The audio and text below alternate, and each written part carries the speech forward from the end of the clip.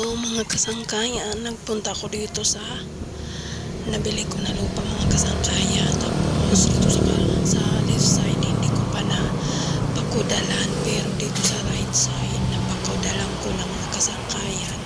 So yun na nga mga kasangkayan, nagpunta ko dito kasi yung mga pamangkin ko nandito kasi maganda dito mga kasangkayan, mahangin. So naglagay sila ng tent,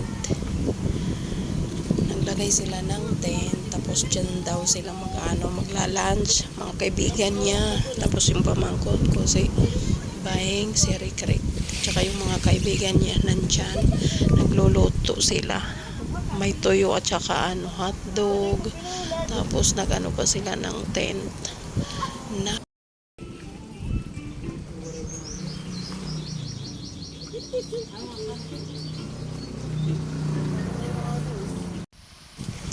pasensya na mga kasangkayan kasi napakaingay yung motor mga kasangkayan.